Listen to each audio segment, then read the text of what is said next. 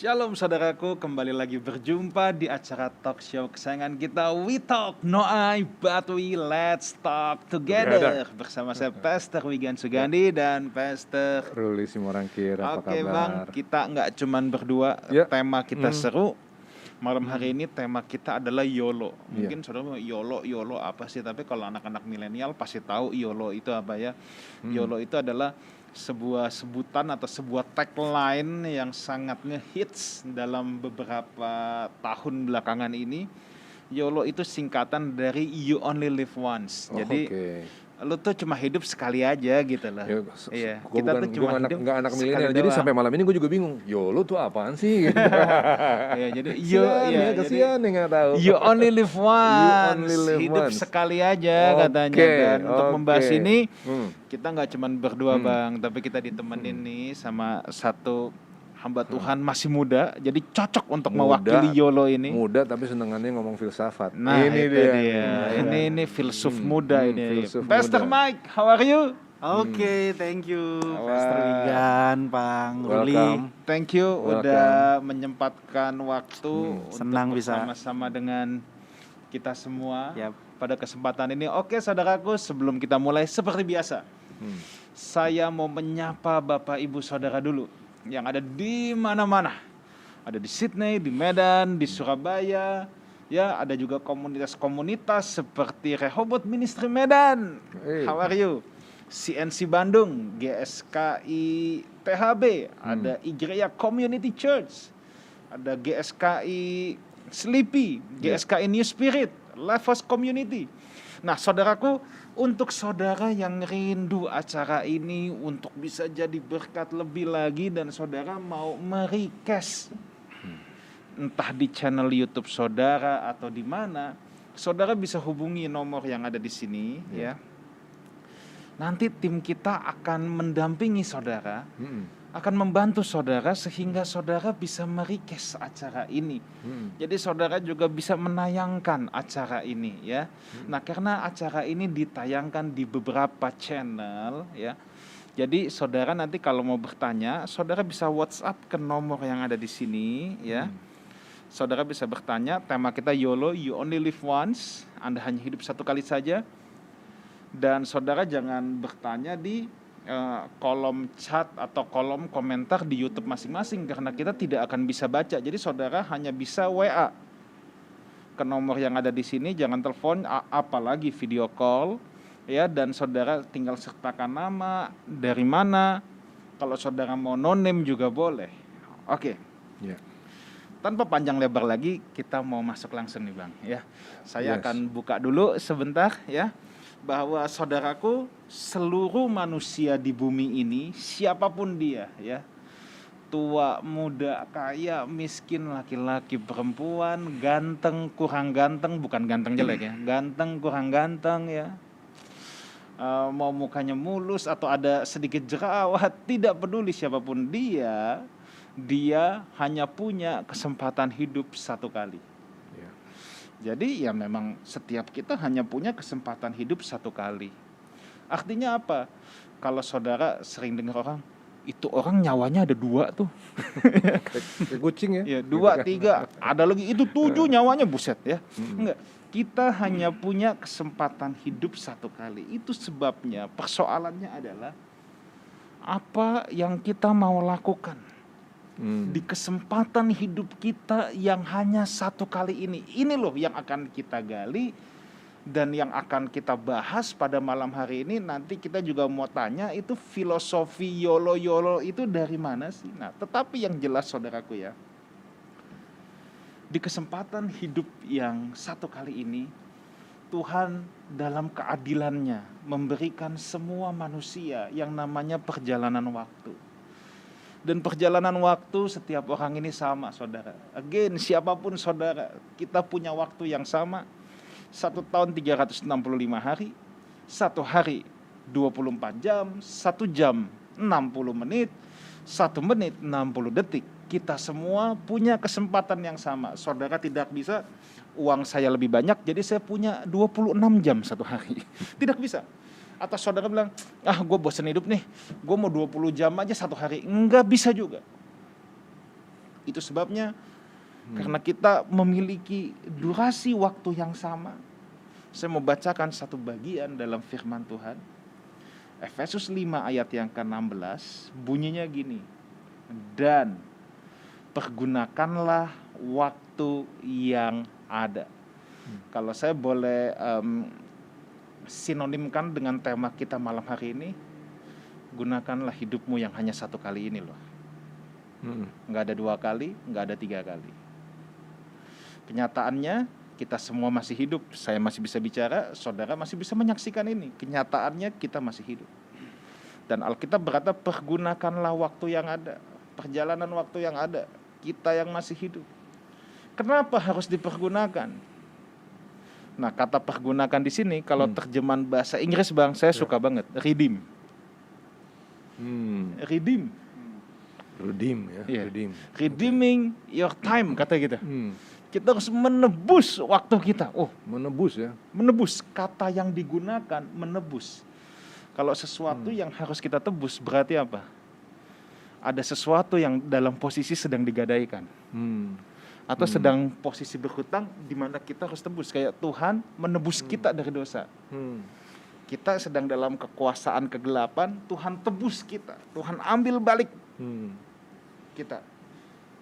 Waktu pun sama, saudara. Kesempatan hidup pun sama. Kita harus menebusnya. Kenapa? Alkitab bilang, karena hari-hari ini Jahat. adalah jahat. Mungkin saudara bilang, jahat apanya pastor? Ya hari Senin, Selasa, Rabu, Kamis. Saya enak-enak aja kayaknya bangun tidur, bikin Indomie sambil ngopi. Ya. Apa yang jahat? Kayaknya biasa fine-fine aja, normal-normal aja tiap hari. Kenapa Alkitab katakan jahat? Oke, kita akan kulik lebih dalam. Iya. Kita mau ke Pastor Mike. Iya. Pastor Mike, cerita dulu dong sedikit. Apa sih dibalik filosofi YOLO ini sampai orang YOLO kan yang lagi ngehits sini. Apa sih yang sebenarnya ada dalam ide mereka? Idenya mereka ya, bukan idenya kita ketika mereka menyatakan YOLO. Boleh cerita dulu dikit nih buat teman-teman semua. Thank you Pastor Wigan dan Mbak Ruli untuk kesempatannya. Sebetulnya YOLO ini sendiri kan sebuah istilah yang sudah marak dari sekitar 5-10 tahunan ini ya. Oke. YOLO itu sendiri kan you only live once, tadi yang Pastor sudah sampaikan bahwa kita hanya hidup sekali. Sebetulnya ini merupakan filosofi ya.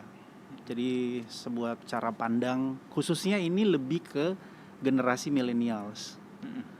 Tapi sebetulnya kalau saya memahaminya, YOLO ini bukan cuma untuk generasi milenial sebetulnya. Ini justru menjangkit seluruh aspek hidup manusia. Nah, dari mana sih YOLO ini ada? Apa sih yang dipikiran mereka ketika mereka mempropagandakan YOLO ini? YOLO gitu ya. Coba boleh cerita dulu dikit nih supaya kita nyambung. Lebih kepada sebuah kenikmatan sebetulnya, Pastor. Jadi YOLO itu selama kita hidup di bumi ini yang cuman sekali ini, kita harus nikmati semua yang kita miliki saat ini, termasuk hidup kita. Termasuk kita mesti traveling, termasuk kita mesti menikmati makanan, terus kita menikmati jalan-jalan, kita menikmati keluarga, semua harus kita nikmati. Jadi itu dasar berpikir filosofinya ada nggak dari zaman kapan gitu ada pemikiran yang seperti itu? Itu memang, apakah itu produk baru atau sebenarnya produk daur ulang yang cuma dikasih label aja YOLO gitu? Ya sebetulnya itu ada sudah dari zaman Alkitab ya. Ketika ini sih sebetulnya YOLO ini filosofi yang diambil dari pernah baca di Kisah Rasul 17 ketika Paulus pergi ke Athena. Kemudian ia berjumpa dengan para ahli pikir di sana. Ada 2 orang di sana, ada 2 ahli pikir yaitu kaum Stoa dan kaum Epikorus di sana. Jadi Epikorus dan Stoa ini adalah ahli pikir yang filosofinya itu bahwa untuk menemukan kebahagiaan hidup, manusia itu harus menikmati setiap kesenangan-kesenangan hidupnya. Jadi cara berpikirnya tuh manusia dicipta jangan terus selama mereka hidup di bumi terus jadi suffering dong. Ya, betul. Gitu kan cara berpikirnya. Cara berpikirnya adalah filosofi ini berpikir bahwa manusia itu akan menjadi manusia bila ia menemukan kebahagiaan di setiap kenikmatan hidupnya. Oh, mikirnya gitu. Jadi semua hidup itu apapun aspeknya harus dinikmati. Oke. Yang kemudian pemikiran ini hadir di generasi millennials yang generasi instan dalam tanda kutip. Jadi ini sekarang produk daur ulang Produk daur sebetulnya, ulang ya? sebetulnya. Oke. Seperti kata Bang Khotbah bahwa tidak ada yang baru sebetulnya di dunia ini, hanya kemasannya saja yang beda. Tapi sebetulnya spirit sama filosofinya tetap sama gitu. Oke. Nah, ini yang menjangkit generasi millennials pada umumnya, generasi instan, kemudian generasi yang computerized, terdigitalisasi, generasi digital, apa-apa semua jadi instan. Sehingga kemudian yang orang atau generasi milenial ini berpikir bahwa oke, kita bisa dapat uang dengan mudah. Bentar, saya stop dulu bentar ya. Oke. Bentar dulu. Mau dipecah-pecah dulu nih dikit-dikit ya. Pertama, you only live once. Yap. Itu kebenaran. Ya, itu kebenaran. Nah, kemudian kebenaran ini bisa diterapkan dengan dua cara yang berbeda, benar ya? Yap. Cara yang salah dan cara yang benar, gitu ya. Ya. Kepada cara yang salah apabila ini dimaknai, you only live once ini dimaknai sebagai satu-satunya kesempatan untuk menikmati segala kenikmatan di bumi. Benar? Ayap. Gitu ya. Ya. Cara yang benar nanti kita akan ngomongin ya. Ya. Sekarang kita ngomong dulu cara yang salah.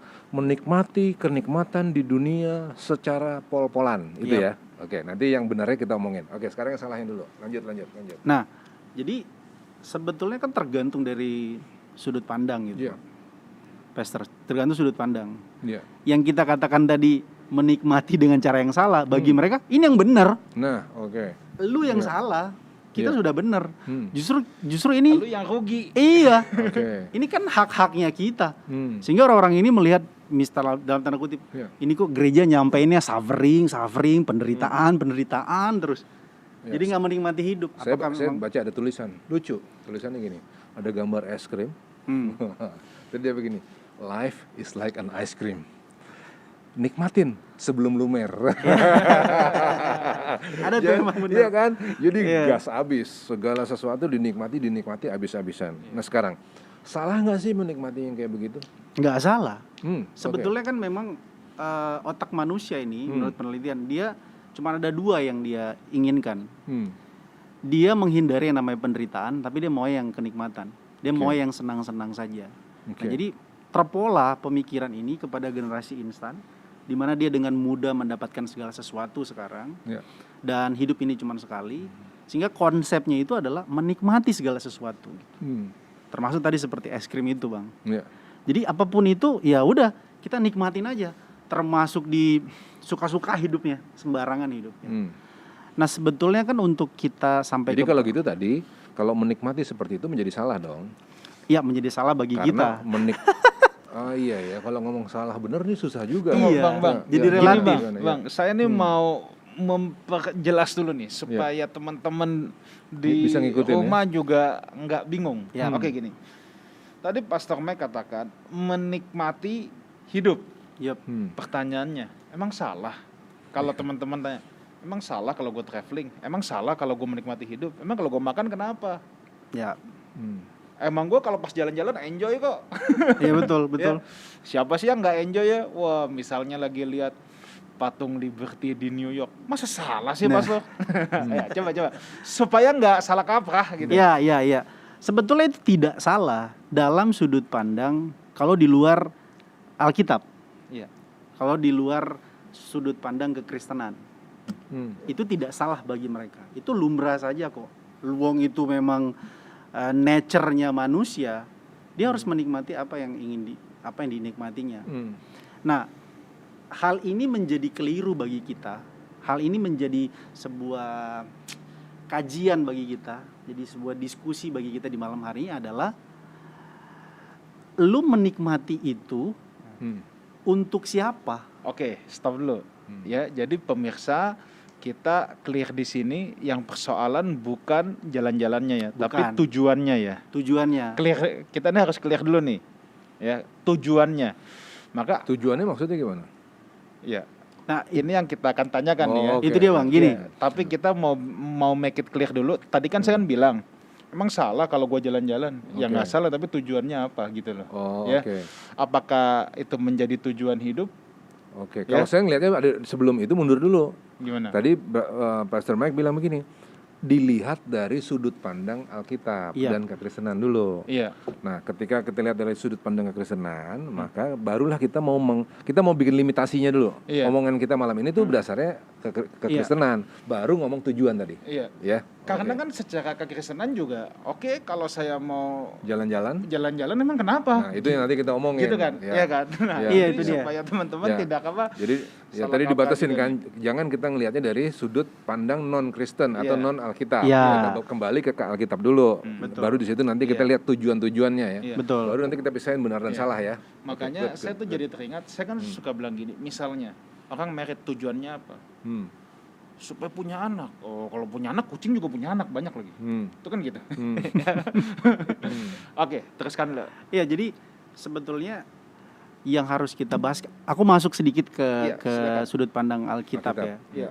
Sebetulnya pemahaman kita kepada kehidupan, khususnya orang tua ataupun juga generasi muda atau generasi milenials, seharusnya kita menanamkan pemahaman ini, Bang.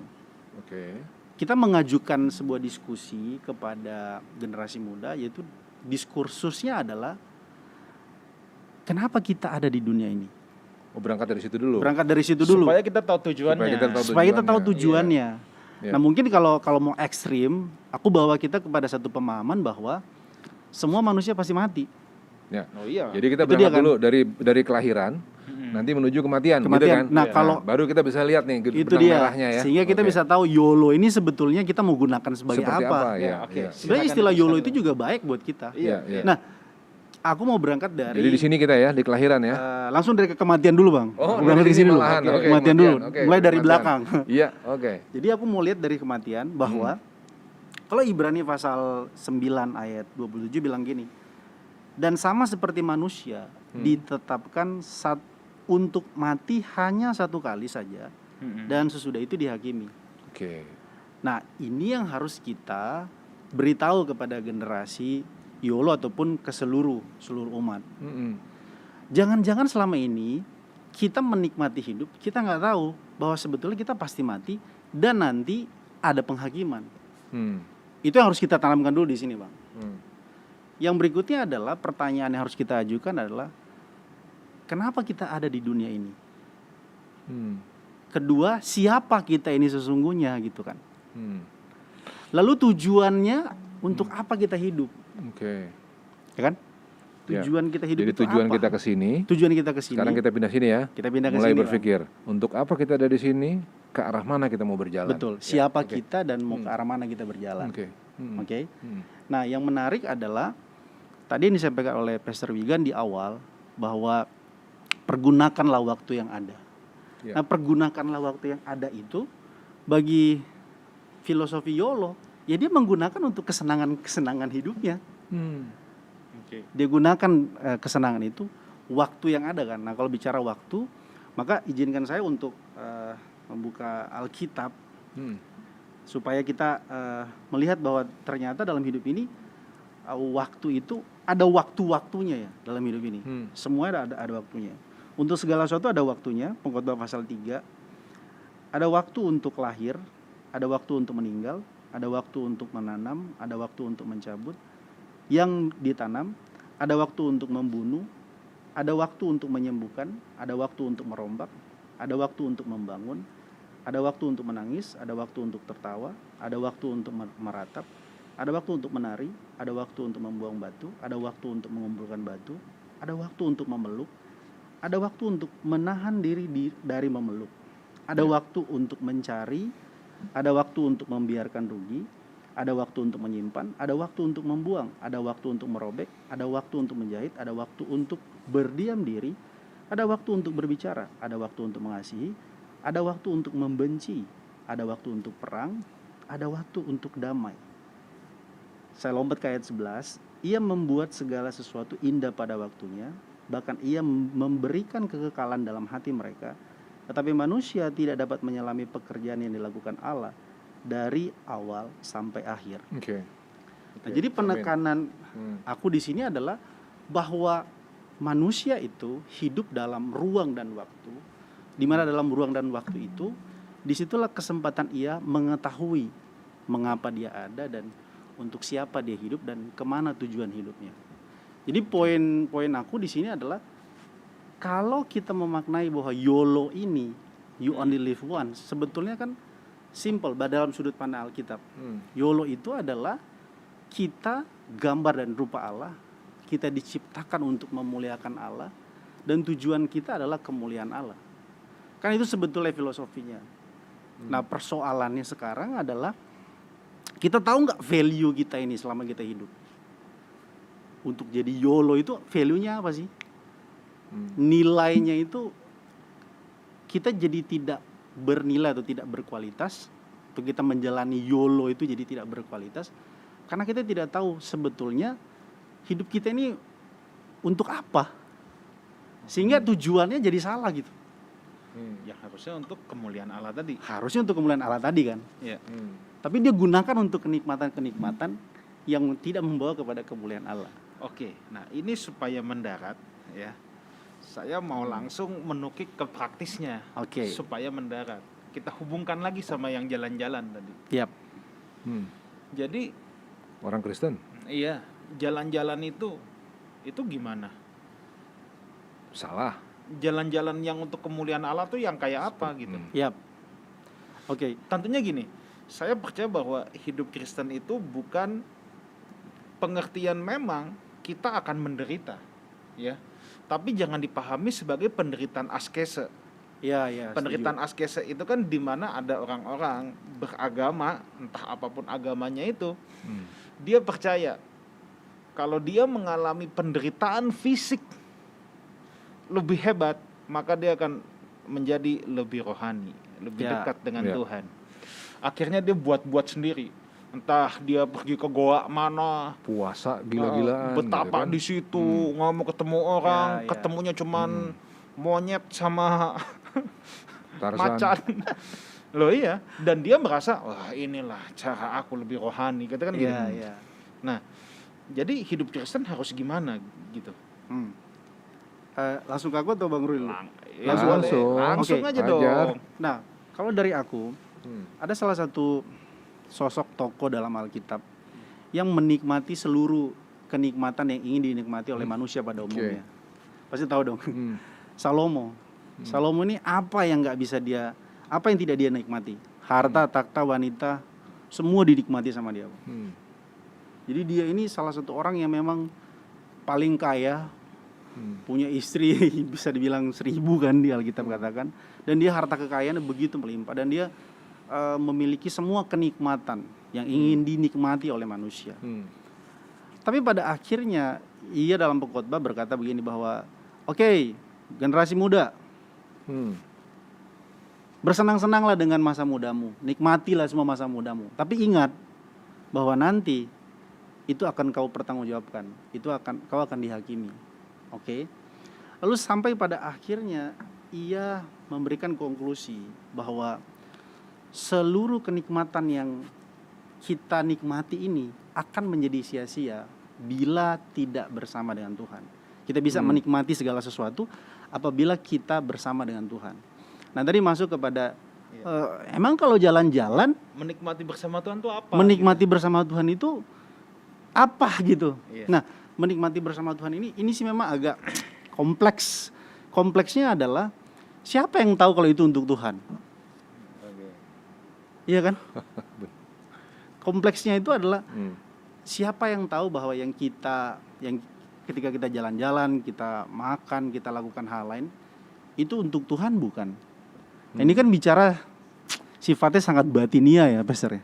Batinia dalam pengertian bahwa baik engkau makan, baik engkau minum atau melakukan hal yang lain, lakukanlah itu untuk Tuhan. Tapi persoalannya, lakukanlah untuk Tuhan itu, pertanyaannya lebih konkret lagi, siapa yang tahu? Oke, Bang, dari Abang ada masukan dulu nggak nih, Bang? Ini seru nih, Bang. Waduh, ini Pembahasan kita ngeri-ngeri sedap ini, Bang. Iya. Aku akhirnya mengajukan pertanyaan kembali, Iya. siapa yang bisa tahu kalau itu untuk Tuhan? coba. Oke. Nanti mungkin aku akan kasih insight juga tentang hal ini. Iya. Oke. Nanti aku kasih jawaban Iya, aku iya, gitu. iya, iya, Aku hanya iya. mau mencoba untuk kita supaya Gimana ada Bang? Kalau insight dialektika dari Abang gitu. nih, Bang? Ini malam ini memang obrolan kita nih lumayan berat. Nyeri sedap. Berat karena apa? Karena acara kita ini udah berjalan berkali-kali kan, udah Iya. cukup lama. Maka kami rindu supaya semua pendengar konsentrasi, mikir, dan berpikir secara filosofis. Nah sekarang kalau ngomong tentang tadi, terus perbuatan mana sih yang bisa kita lakuin bersenang-senang yang di dalam Tuhan tuh kayak gimana? Nah oke, berangkatnya harus dari cara berpikir begini, bahwa manusia itu adalah makhluk spiritual. Apapun yang kita buat, bahkan bernafas pun itu sebetulnya adalah perbuatan spiritual. Apapun yang kita bikin itu sangat spiritual. Nggak ada pemisahan antara sekuler dan spiritual. Pengajaran kan hari ini bilang bahwa ada yang spiritual, ada yang rohani, ada yang sekuler. Enggak. Manusia adalah makhluk yang setiap perbuatannya, apapun itu, bahkan bernafas, seluruhnya spiritual. Kita harus ngerti itu dulu. Nah, kalau kita ngerti itu, ini posisi tadi di sini nih.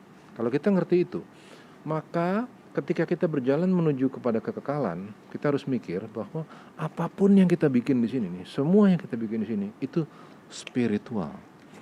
Apapun yang kita bikin di sini harus bisa dipertanggungjawabkan kepada Tuhan. Gitu. Kalau bicara misalnya harta, bagaimana sih kita bisa menikmati harta sambil tetap spiritual? Alkitab sebetulnya ketika dia bicara tentang harta, tentang raja, Alkitab bilang bahwa raja boleh memiliki kekayaan, tapi jangan kumpulkan terlalu banyak. Lihat ya. Kita yang spiritual dipersiapkan sebagai raja, Tuhan bilang, kamu boleh mengumpulkan harta, no problem, harta itu nggak masalah, jangan terlalu banyak. Kamu mau ngumpulin wilayah kekuasaan, perusahaan, kamu mau punya perusahaan, no problem, jangan terlalu banyak. Kamu mau punya pasangan hidup, no problem, satu aja. Gitu. Nah, kalau kita menyadari bahwa kita adalah makhluk spiritual, dan sebagai makhluk spiritual kita butuh uang, bukannya kita nggak butuh uang, boleh, no problem. Batasannya, jangan terlalu banyak. Nah di sini nih, yang Salomo nih ngehajar habis-habisan, berantakan dia. Dibilangin jangan terlalu banyak, disikat habis sama dia. Aku mengumpulkan bagiku harta-harta dari kerajaan sebelah, aku mengumpulkan bagiku, apalagi kekuasaan, wilayah-wilayah, biduanita, semua dihajar habis sama dia. Di situ itu adalah menikmati kesenangan yang tidak melibatkan Tuhan. Nggak ada kata cukup. Di situ. Kalau kita makhluk spiritual, kita boleh menikmati kesenangan, tapi dengan rasa cukup. Oke. Gitu, Pastor Wigan, silakan. Oke. Saya akan berikan insight dari mirip sebenarnya apa yang Pastor Ruli katakan, bahwa itu jadi satu prinsip dulu, bahwa menurut saya, Pastor Mike ya, menurut hemat saya, apa yang saya mengenali kebenaran firman Tuhan, bahwa memang kuncinya itu adalah dari siapa yang melakukan. Kalau manusia rohani yang melakukan, apapun akan menjadi rohani. Jalan-jalan rohani, kerja rohani, semuanya rohani. Tapi kalau manusia duniawi yang melakukan, khotbah pun bisa jadi duniawi. Setuju. Pelayanan pun bisa jadi duniawi. Ya kan? Tidak sedikit. Pedagang berarti pendeta, pendeta berarti pedagang, banyak. Ya. Jadi kuncinya itu adalah siapa yang melakukannya. Kalau yang melakukannya adalah manusia rohani, maka apapun yang dia lakukan, mengajak jalan-jalan keluarga, semuanya rohani. Nah, persoalannya tuh gini, gimana kita membangun manusia rohani kita, kan itu persoalannya. Nah, secara simpelnya membangun manusia rohani, ya itu harus salah satunya dengan makanan keras. Makanan keras itu apa? Makanan keras itu bukan khotbah yang teriakin dosa orang. Berhenti jeda! Keras ini. Bukan itu loh. Makanan keras juga bukan doktrin yang rumit-rumit. Allah kita yang transenden sekaligus imanen yang mendekati kita. Waduh, sampai orang bingung ini ngomong apa, bahasa roh dari mana? Bukan itu juga.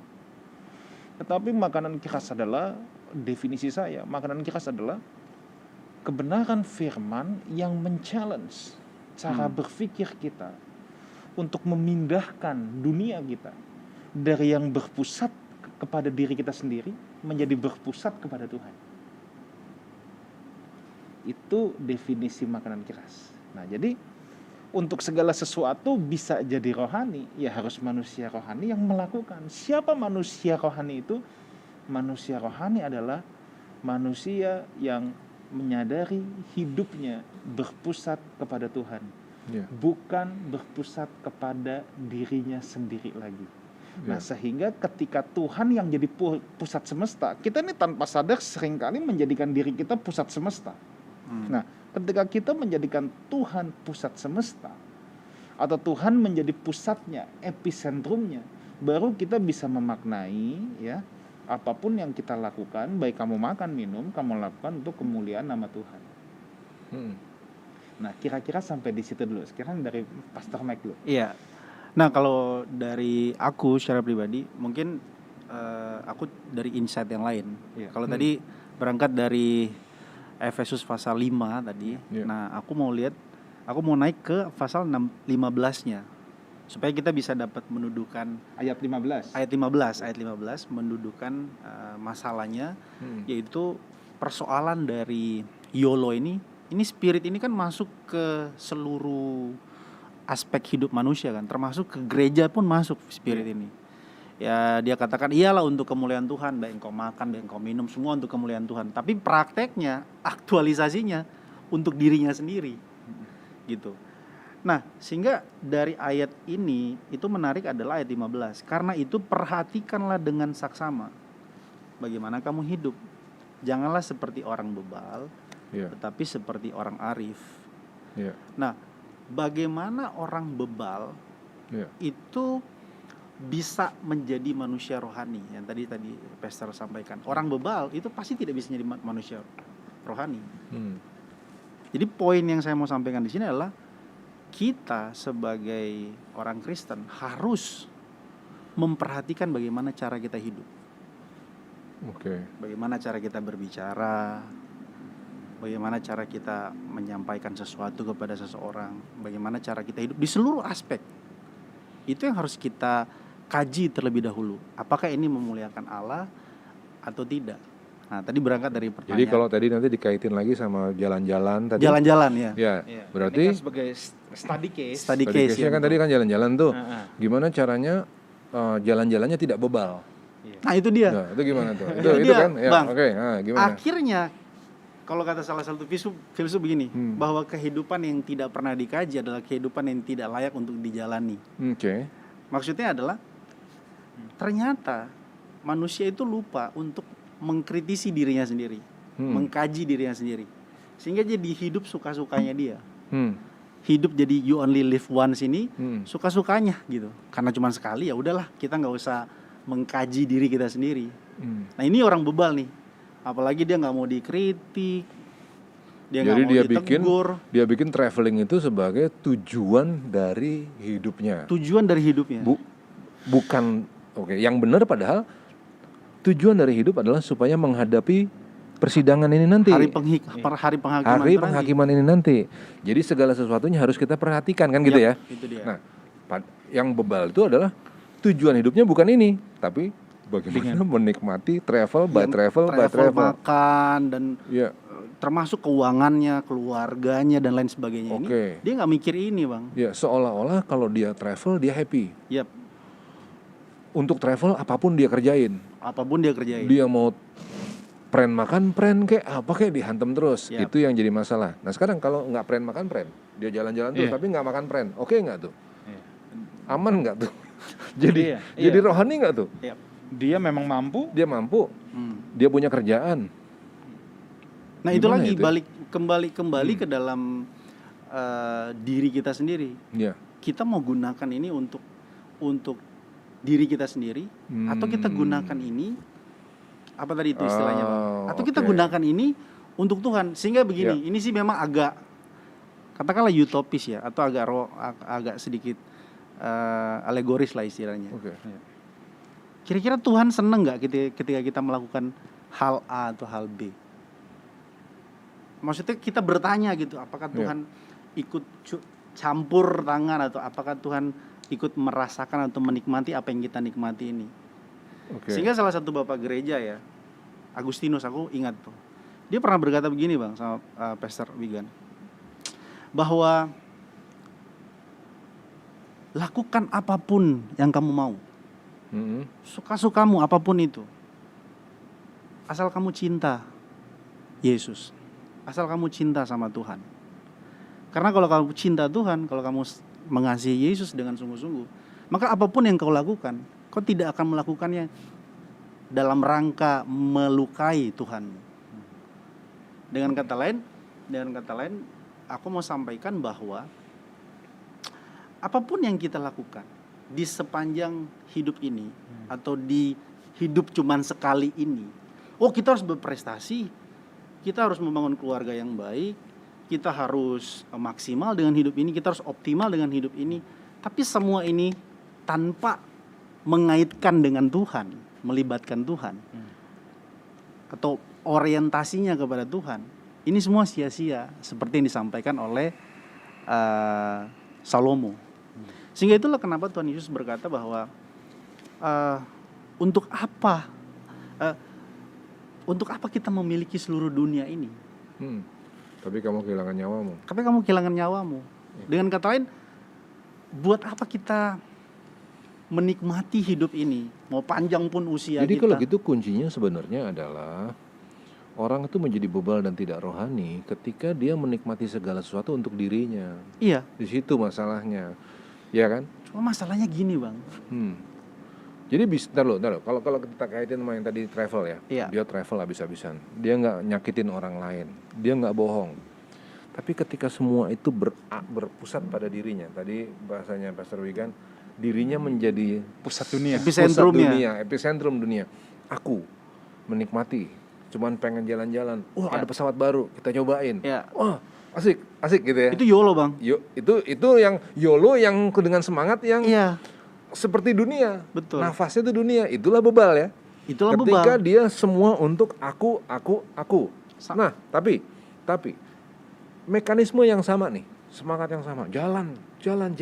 Misalnya ya. Tapi ketika dalam perbuatan itu kita mempermasalahkan, kalau aku bikin ini Tuhan seneng nggak? Yep. Untuk musim yang ini pantas nggak kalau aku pergi jalan-jalan, gitu ya? Ya. Mempermasalahkan itu yang membuat orang menjadi tajam nuraninya, gitu ya? Betul. Jadi itulah yang harusnya diterapin sama pendengar kita. Harusnya itu yang diterapin oleh saudara-saudara sekalian, yang memiliki, yang mengetahui bahwa hidup ini hanya sekali. Iya. Dan hidup sekali ini kita ada untuk kemuliaan Tuhan. Kalau kata Kolose pasal pertama ayat 16, bahwa segala sesuatu ini diciptakan oleh Dia dan hanya untuk kemuliaannya, termasuk kita, bahwa kita ada untuk kemuliaannya. Sehingga kemudian secara manusia rohani tadi, kita akan berpikir bahwa apa yang kita lakukan, atau seluruh kerangka hidup yang kita lakoni, atau peran yang kita lakoni dalam ruang dan waktu ini, adalah upaya kita untuk memuliakan Tuhan. Oke, Bang. Ini sebelum kita ke tanya jawab ya. Saudara yang mau tanya masih bisa ya. Sudah ada beberapa pertanyaan masuk. Saudara WhatsApp ke nomor yang ada di layar kaca saudara, Bang. Gampangnya nih, Bang ya. Supaya saya coba mendaratkan lagi nih ya. Siap, Pastor. Saya coba mendaratkan lagi dengan bahasa yang paling simpel, yang paling sederhana. Oke. Kita harus lihat motivasi dan tujuan ketika kita melakukan sesuatu itu apa. Contoh Bang, orang ke gereja, sama-sama kok, sama-sama nyanyi 2 lagu pelan, 3 lagu cepet, kasih kolektor, dengar khotbah, doa berkat, angkat tangan, pulang. Sama kan? Sama. Tetapi itu bisa jadi rohani, bisa juga jadi duniawi. Ketika dia masuk ke gereja, pusatnya adalah dirinya sendiri. Makanya dari awal dia datang ke gereja dengan untuk gue mau cari jodoh nih, daripada di diskotik kan gue cari di gereja dong. Misalnya gitu ya. Itu jadi perbuatan yang Kok jadi gitu Iya. ya? Kok jadi diri sendiri Yes. ya? Ya, oke. Atau sambil ibadah ya, dia bukan fokus memuji menyembah Tuhan, tapi fokusnya dia misalnya gini, gimana ya supaya Tuhan tolong gue cepetan. Ya, jadi dirinya sendiri yang jadi pusat. Nah, Iya. sekarang saya lompat ke yang jalan-jalan. Ini contoh. Saya nggak sebut nama sekolahnya atau apa ya, tapi ini udah rahasia umum. Jadi saya pernah dibilangin gini bang, ini ada yang cerita lah. Siapa yang cerita saya juga tidak boleh sebut ya. Ada yang cerita gini, wah anak-anak sekarang nih, saya mesti mikir nih anak-anak nanti liburan pengen dibawa kemana katanya. Kita udah nggak bisa ke Bali. Ini dulu nggak ada COVID ya katanya. Kalau ke Bali malu dia. Teman-temannya semua ke luar negeri. Oke.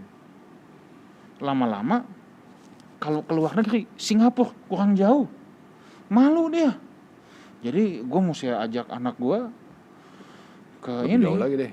Iya. Loh, ini nih fakta apa yang saya ngomong. Lalu juga ada di satu sekolah juga ya. Anaknya bilang gini, Mah, itu dong. Aku kalau ke sekolah pakai mobil yang pintunya bisa kebuka sendiri. Ini nih bener bang. Ini yang ngomong anak umur 7 tahun, anak umur 7-8 tahun lah. Kalau nggak 7-8 gitu, masih SD lah intinya. Saya lupa persisnya umur berapa, tapi masih SD. Dia bilang, teman-teman semua juga udah pintunya yang bisa gerak sendiri katanya. Jangan yang itu, lihat. Nah, again, mobil mewahnya salah nggak kalau orang punya mobil yang pintunya bisa kebuka sendiri? Dia hasil kerja baik-baik kok, Iya. ya kan? Tapi ketika itu tujuannya sama yang jalan-jalan Jadi tadi. orang itu kerja supaya bisa bikin anaknya jadi bangga karena punya mobil yang gitu. Iya. Bukan buat menyenangkan Tuhan, buat bisa dipertanggungjawabkan pada hari atau penghakiman. jalan-jalan gitu kan? supaya nanti waktu masuk sekolah lagi, kalau ibu guru tanya, anak-anak jalan-jalan kemana? Kalau bilang ke puncak, malu, gitu kan? Culun banget loh, ya kan? Jadi oke deh, kita ajak supaya entah kalau ditanya, anak-anak kemana? Eropa bu. Pede. Beda, ya kan? Beda. Ya. Nah, ini loh yang membedakan. Jadi motivasinya. Yes. Dan dengan apa diisinya. Tapi beda dengan orang yang Sekarang yang rohani gimana kalau yang rohani? kalau orang yang sudah pemahaman bahwa segala sesuatu dalam hidupnya berpusat pada Kristus, apapun yang aku lakukan, aku sedang melayani Tuhan. Ya. Ketika aku jalan-jalan pun itu family bonding time. Oke. Itu pun aku sedang melayani Tuhan. Jadi tujuannya bukan buat gengsinya, Yes. tapi buat bonding, Ya. gitu misalnya Dan ya. pasti di sepanjang perjalanan itu, perjalanan itu pun akan diisi oleh kita sebagai orang tua untuk bagaimana mendidik anak-anak kita. Ngomongin firman Tuhan, dikasih contoh itu lebih penting lagi, kasih contoh. Dalam perjalanan mungkin ada kesulitan-kesulitan. Iya. Bagaimana orang tuanya menyelesaikan kesulitan itu dengan cara yang mengagumkan buat anak-anaknya, kan begitu kan? Itu firman Tuhan maksudnya gitu, dikasih contoh. Oke, Karena terus. manusia rohani yang melakukan, pasti dalam perjalanan itu pun ada banyak pelajaran yang anak-anaknya bisa ambil. Tapi kalau manusia duniawi yang melakukan, anak-anaknya pulang dapatnya apa? Dapatnya paling cuman kayak gini, gue harus lebih kaya lagi nanti. Supaya kalau bapak gue sekarang ajak gue jalan-jalan setahun sekali, nanti gue setahun 3 kali. Oke. Kalau sekarang baru ke 4 benua, nanti gue mesti ke 8 benua. Itu yang bedain tuh motif tadi kan. Yes. Kalau motif yang tadi kan yang motif ini kan karena gengsi kan. Iya. Dan Jadi maka akhirnya juga pergunakanlah waktu-waktu yang ada dengan apa kita isi itu. Iya. Kita bisa kebaktian, kita bisa kerja, kita bisa melakukan apapun, bahkan kita bisa pelayanan. Iya. Tapi dengan apa kita isinya? Ada orang yang pelayanan untuk dirinya. Namanya semakin tersohor, semakin apa. Tapi kalau manusia rohani yang berpusatkan pada Kristus, ketika dia pelayanan pun dia akan memberi added value dalam hidup orang lain. Added value dalam hidup orang lain. Yes. Wah. Jadi itu jelas beda. Jadi aktivitasnya bisa kelihatannya sama, Bang. Iya. Jalan-jalan, ibadah, bekerja, pelayanan. Tapi ada added value nggak Yes. buat hidup orang lain? Dimulai dari anak, istri, keluarga yang paling dekat. Yes. Dan ketika misalnya dia kerja, tadi yang Abang bilang, ada orang kan yang pokoknya sebelum gua mati, gua harus ngeliat bendungan di Amsterdam, misalnya gitu ya. Sebelum gua mati, gua harus ngeliat itu. Ini kan jadi tujuan. Padahal ini bukan hal yang mutlak. Kenapa nggak tujuannya sebelum aku mati, aku harus mengimpact banyak orang. Memberikan dampak bagi orang lain. Aku harus membawa aura positif, harus membawa perubahan positif bagi banyak orang. Soal kalau nanti satu saat aku bisa sampai di bendungan di Amsterdam, nggak jadi soal. Tapi kalau aku sampai ke sana pun, aku harus jadi impact juga. Kan begitu? Bendungannya jadi bonus. Yes. Ya, Atau itu bukan tujuan, bukan tapi kalau tujuan, bonus aja. Yes. Kalaupun aku bisa sampai ke sana, Kalau nyampe puji Tuhan, iya. nggak nyampe puji Aku Tuhan. mungkin foto-foto, tapi foto-fotonya tuh bukan supaya teman-teman tahu gua udah di sini loh. Enggak, bukan. Iya. Ya memang buat kenang-kenangan. It's okay. Tidak ada salahnya. Iya. Jadi begini Pastor, kalau boleh saya tambahkan sedikit ya Iya. terkait dengan hal itu. Gimana? Jadi kita kan sebetulnya tidak sedang berkata bahwa orang yang menganut paham YOLO ini pasti masuk neraka. Kita tidak sedang itu, atau kita tidak sedang berkata bahwa orang yang suka jalan-jalan itu kita kan sedang merefleksi sebetulnya dari sudut pandang Alkitab tadi yang aku sudah mention di awal. Bahwa begini, yang terpenting dan yang harus kita pahami prinsip awal yaitu point of reference kita. Iya. Poin referensi utama kita itu siapa? Tadi seperti yang tadi Pastor Wigan sampaikan. Kita harus berpusat atau epicentrum kita itu kepada Tuhan, bukan kepada diri kita sendiri. Iya. Tadi Abang sampaikan, kamu akan jadi bebal. Kalau dalam bahasa Abang waktu di pertemuan sebelumnya, aku suka dengan bahasa ini. Hidup lu jadi basi. Hidup lu jadi basi kalau kita tidak mengaitkan segala sesuatu yang kita lakukan ini untuk Tuhan. Iya. Jadi point of reference kita itu ke siapa? Ke diri kita atau ke Tuhan. Sehingga kemudian di Efesus 5 ayat 17-nya, sebab itu janganlah kamu bodoh. Ada kasar kalimat begitu ya. Ada kasar ya? Janganlah kamu bodoh. Apa yang dibilang bodoh di situ? Yang dimaksud bodoh di sini sebetulnya kan kalau kata Amsal, orang bodoh itu adalah orang yang tidak mau diajar. Orang bodoh itu adalah orang yang tidak mau dikritik, tidak mau ditegur. Dikritik, ditegur, mau diajar, dia malah balik mencemooh. Apalagi kalau dia sudah punya jabatan tinggi atau punya kedudukan, punya posisi. Ya, dia merasa bahwa dialah yang paling benar. Akulah yang superior. Akulah yang paling hebat. Sehingga kemudian orang-orang seperti ini jadi suka-suka hidup, sembarangan hidup. Bahwa dialah yang paling benar. Dia lupa ketika dalam Mazmur pasal 8 berkata bahwa paradoksalnya manusia itu kan dia hina tapi mulia di mata Allah. Di satu sisi dia rapuh, dia hina, dia sebetulnya tidak berharga tapi dihargai oleh Tuhan, dicintai oleh Tuhan. Tapi dia merasa bahwa dirinya ini paling dengan kesombongannya, dengan pongahnya, ya aku yang paling benar. Aku nggak butuh Tuhan. Jadi epicentrumnya dirinya. Epicentrumnya jadi kembali ke diri. Bodoh. Itu orang bodoh. Yang disampaikan oleh Paulus di sini. Bukan kata kita ya. Bukan kata Paulus, kita. ya. Sehingga ini yang harus kita sebagai umat Tuhan harus kita lakukan, yaitu ini. Tetapi usahakanlah supaya kamu mengerti kehendak Allah. Jadi sebetulnya upaya kita hidup, kita bisa hidup dengan generasi atau filosofi YOLO ini. Kita bisa adopsi filosofi YOLO ini. Kalau upaya kita adalah berupaya untuk mengerti kehendak Tuhan. You only live once. Karena itu Karena cari kehendak Allah dalam hidupmu. Cari kehendak Itu Allah. kayak Matius 6:33 jadinya. Ya betul. Itulah oke. kenapa Paulus punya filosofi bahwa aku telah memutuskan untuk tidak mempercakapkan hal lain selain daripada Kristus. Dan aku berupaya bukan hanya untuk, aku berupaya ingin mengenal Allah, kuasa kebangkitan dan kuasa kematian dan kebangkitannya. Nah, filosofi ini yang harus dimiliki oleh umat Tuhan, sehingga kita tidak ikut-ikutan dengan filosofi YOLO yang ya kita nikmati aja hidup. Tapi pertanyaannya, kita boleh nggak jalan-jalan? Salah nggak kita jalan-jalan? Salah nggak kita makan gitu, pergi atau menikmati hasil kerja keras kita? Tidak salah. Akan salah kalau itu tidak melibatkan Tuhan di dalamnya. Cuman pertanyaan yang lebih mendalam lagi, dari mana kita tahu kalau itu tuh untuk Tuhan? Nah, itu jawabannya di batinnya kita masing-masing. Tapi pasti terlihat kok itu. Dan Ya kita- tadi kelihatannya begini, bukan hanya di batiniah, jelas. Kalau motivasi, motivasi ya. kalau motivasinya semua perbuatannya bisa sama, Iya. tapi ketika motivasinya adalah untuk kita sendiri, di situ yang bikin berantakan tuh. Konsep YOLO-nya jadi salah, Iya. ya kan? Oke, Yes, Bang, yes. Pastor Mike, Ya. kita sudah di penghujung acara dan kita harus menjawab pertanyaan. Siap. Sorry Ya. banget. Siap. Oke. Yang bertanya, Nonem, malam para pastor, tolong jelaskan apa sih hidup berbuah itu? Oke, kita jawab dulu. Bang, silakan Bang, langsung aja Bang. Hidup berbuah.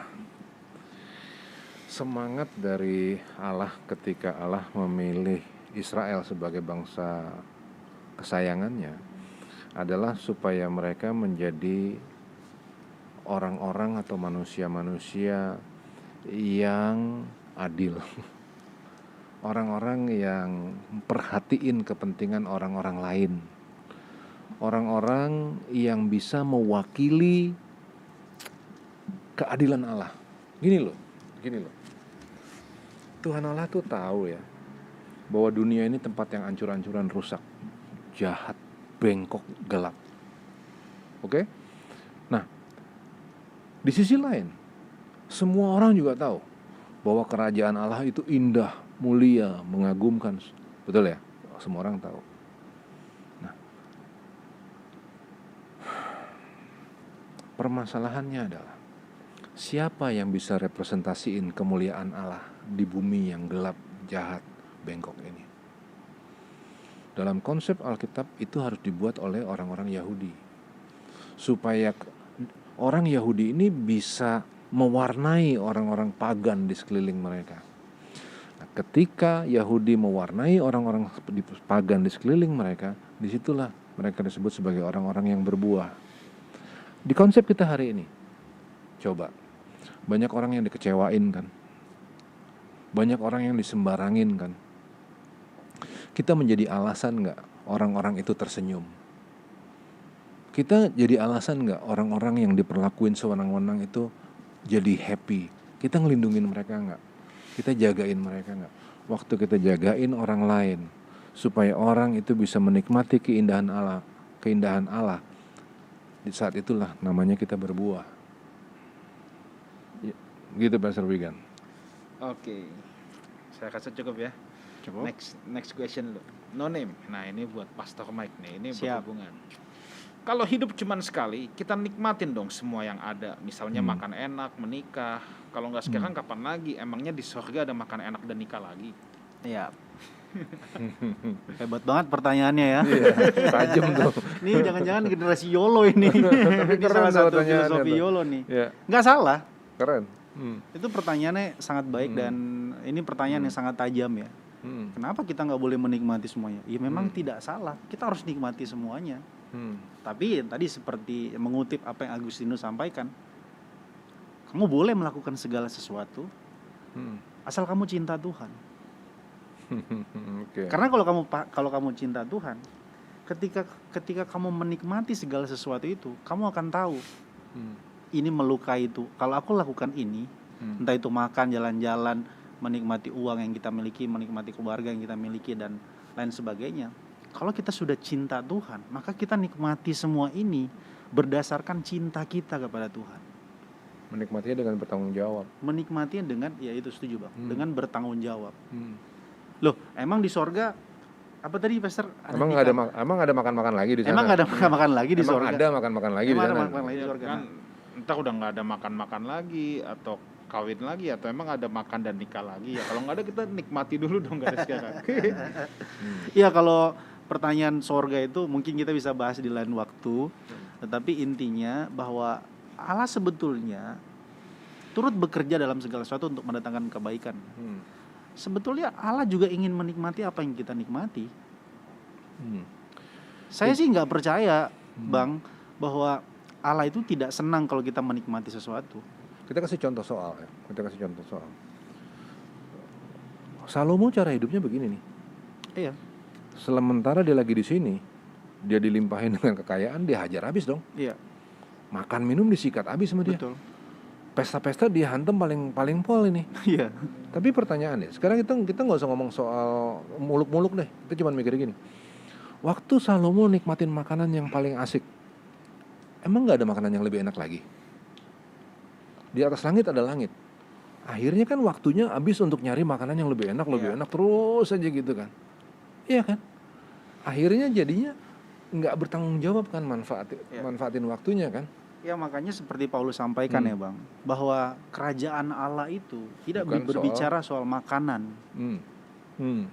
atau kesenangan-kesenangan yang lain, tapi berbicara tentang sukacita dan damai sejahtera. Hmm. Kalau bicara ke surga, selama kita hidup di sini ya, betul kita harus nikmati. Iya. Tapi kenikmatan yang tidak ada kenikmatan yang lebih nikmat Iya. daripada ketika kita di sorga berjumpa dengan Tuhan kita Yesus Kristus.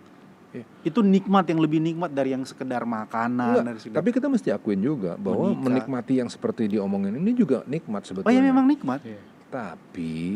Tapi cara menikmati yang begini kan bikin penyakit. Ada tapinya ya Iya, kan? ada tapinya gitu, Ada bikin tapinya. penyakit. Nah, yang dari tadi paling benar tuh memang harus lihat motivasinya. Yap. Makan enak nggak ada masalah, tapi gitu lagi kan. Tapi bisa kita pertanggung jawabin nggak ini? Dan jangan dijadikan tujuan. Dan Bang. jangan itu. Kalau nggak makan ini gue nggak mau makan. Betul, betul. Makanya tadi saya bilang itu point dia. of reference kita itu dimulai dari mana? Mm-mm. Kalau kita mulai dari Tuhan, maka kita akan bertanggung jawab untuk makan, minum atau apapun itu yang kita lakukan. Itu kita persembahkan untuk Tuhan dengan tanggung jawab hidup. Itu seperti itu. Ya, ya. Kalau manusia rohani Bang, makan wagyu E5 sama makan tempe, Happy aja deh. Sama. ucapan syukurnya sama, rasanya beda pasti. Ya rasanya beda, tapi ucapan syukurnya. Iya. Rasa kan cuma sampai di sini, Pastor. Iya. Ucapan syukurnya sama. Ya. Nah, kalau itu. filosofi YOLO dia berpikir, orang berpikir Kalau udah A5 dia mesti naik lagi. Ya. Jadi A7 terus aja kan itu ya. Tapi ucapan syukurnya Yes. yang kemudian jadi kurang. Iya, begitu balik ke tempe sungut-sungut. Sungut-sungut. Ya, tempe lagi. Gitu kan? ya. Tempe lagi, sambel lagi nih gitu Iya. kan. Ada lagi, Pastor? Last one. Halo Shalom Pak Roli dan Pak Wigan. Saya Daniel dari Surabaya. Halo. Hai. Tema YOLO You Only Live Once. Karena hidup hanya sekali, tentu kadang banyak mimpi, keinginan, cita-cita yang dimiliki tiap orang. Namun hingga seumur hidup manusia di dunia atau hingga sekarang, tentu semua orang masih punya mimpi atau cita-cita yang belum tercapai. Bagaimana tips-tips atau pandangan biblical agar di saat mimpi atau cita-cita belum tercapai, kita tetap bahagia living in the moment. Karena kalau hidup tiap saat menaruh persepsi kebahagiaan itu nanti di masa depan, Iya. saat semua mimpi atau cita-cita kita tercapai, berarti tidak pernah bahagia dong di masa sekarang. Ayo Bang, gimana Bang? Intinya bagaimana tips-tips atau pandangan biblical agar di saat mimpi, cita-cita belum tercapai, kita bisa tetap bahagia living in the moment. Oke. Itu sih berangkatnya dari rasa syukur, Daniel. Ya. Pertama, berangkatnya dari rasa syukur. Kita bisa punya mimpi, ya. Tapi mimpi kita belum tentu semuanya bisa tercapai. Karena belum tentu juga mimpi kita tuh benar loh.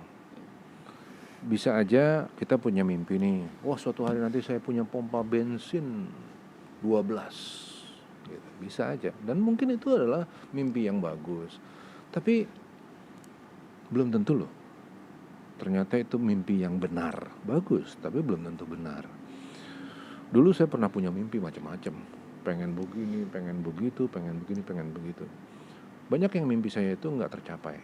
Tapi hari ini, kalau saya ngeliat ke belakang, saya bilang, Tuhan terima kasih. Mimpi-mimpi gua tuh ternyata hancur-hancuran zaman dulu. Gitu. Jadi, mimpi kita bisa bagus, tapi belum tentu ternyata benar. Apapun keadaan kita hari ini, kita bilang terima kasih Tuhan. Suatu hari nanti kita ngeliat ke belakang, kita lihat, wow, untung nggak terjadi mimpi kita itu. Ya, itu satu. Nah, sekarang saya mau ke berikutnya. Mimpi mimpi itu harus diikuti dengan usaha yang sungguh-sungguh. Kalau kita mimpi tapi kita nggak usahain sungguh-sungguh, kita nggak terus misalnya tingkatin kemampuan diri, ya, kita usahain serius banget. Kalau kita nggak usahain serius banget, mimpi itu jadi mimpi yang bohong, yang angan-angan, ngayal namanya. Nah, jadi mimpi bagus, tapi juga harus diikuti dengan usaha sungguh-sungguh. Next. Oke, thank you Daniel. Saya rasa cukup. Bang, Ya. waktu kita sudah habis. Serius loh. Cepat banget ya, Yes. Pastor. Oh, iya. Pastor Mike, closing Siap. statement. Satu kalimat saja, bukan satu paragraf khotbah. Satu kalimat. Oke, satu kalimat. Karena pastikan kita hanya mati sekali, jangan kita mati 2 kali. Pastikan kita hidup 2 kali. Artinya, mari kita hidup memperhatikan hidup kita. Jangan kita bodoh, tapi carilah kehendak Allah. Maksudnya hidup 2 kali adalah kita hidupi hidup sekarang ini sehingga kita nanti mendapatkan hidup kekal. Jangan sampai kita sembarangan dengan hidup sekarang. You only live once. Kita sembarangan hidup, kemudian nanti kita mati 2 kali di kekekalan. Ya. Itu dari aku, Bang. Oke, thank you, Ada closing Pastor statement, Bang? Mike. Kalau saya bilang gini, I only live once. Karena itu dalam hidup saya yang hari ini, saya berdoa kepada Tuhan supaya saya bisa jadi contoh, supaya kami bertiga bisa jadi contoh. Amen. Oke saudara, saya hanya simpel saja dalam apapun yang kita lakukan dalam hidup ini. Pastikan kita jadi influence. Apa sih artinya jadi surat Kristus yang terbuka? Artinya kita menginfluence banyak orang. Dengan apa? Dengan nilai-nilai kerajaan. Ya. Jadi mau kita kerja, mau kita jalan-jalan, saat kita bertamasya sama keluarga pun, kita lagi menginfluence keluarga kita dengan nilai-nilai kerajaan. Saat kita bekerja, kita lagi menginfluence orang-orang di sekitar kita dengan nilai-nilai kerajaan. Saat kita berkomunitas pun, kita sedang menginfluence, kita saling menginfluence komunitas kita dengan nilai-nilai kerajaan.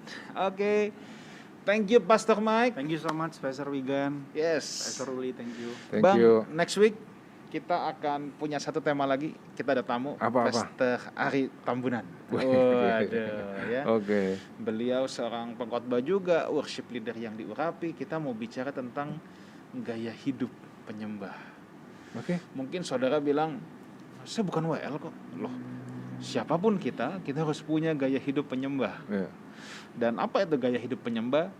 Jangan saudara bayangin harus suaranya merdu, bisa nyanyi 5 oktav, bukan itu. Penyembahan itu apa sih gitu Yes. ya jadinya ya? Jadi nanti kita bahas tuntas bahwa siapapun saudara, mau saudara full timer gereja, mau saudara pedagang, mau saudara profesional, mau saudara mahasiswa, pastikan kita adalah penyembah-penyembah Tuhan. Oke, terima kasih atas kebersamaan kita. Thank you Pastor Mike. And see you next week di jam dan waktu yang sama. Sampai jumpa di acara We Talk, No I But We. Let's talk together. God bless you all. See you. Bless you. God bless.